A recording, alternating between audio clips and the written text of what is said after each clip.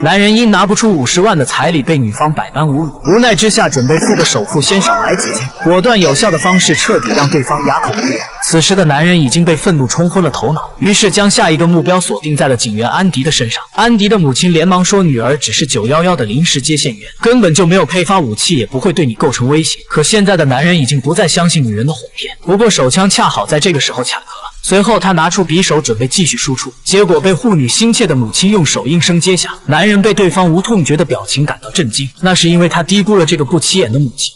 回手掏。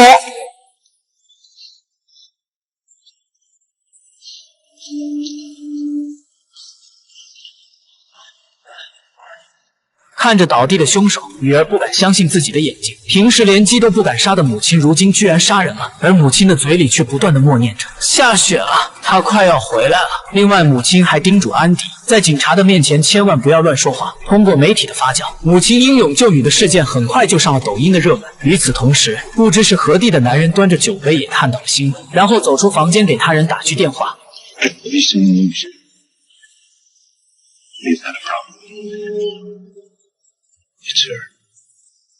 看来母亲的背后隐藏着更大的秘密。警方赶到医院向安迪了解情况，他们询问安迪的母亲曾经是不是当过兵。很显然，警方也对母亲的身份产生了怀疑。安迪马上想到了母亲的忠告，于是顾左右而言他没有说出真实的经过。就在警方继续追问时，母亲竟突然出现，打断了他们的盘问，并且以身体不适为由拒绝了与警方的合作。可警方刚走，母亲就要求办理出院，离开时还不走正门，选择从后门回家。刚出医院，母亲冷漠地与安迪决裂，不准备再让他回家住了，甚至让他连夜离开小镇。难道是案发时自己的懦弱，导致母亲现在对他的不原谅吗？其实发生这一切，安迪也很自责，所以他没有过多的解释，一人回到了宿舍。看到热搜的留言，几乎都是责怪他胆小怕事的，躲在老人的身后保全他自己。此刻他决定骑车去找母亲，如实说出自己当时内心的恐惧。就在出门前，钥匙不慎掉在地上，去捡钥匙的同时，安迪看到了神秘人的影子。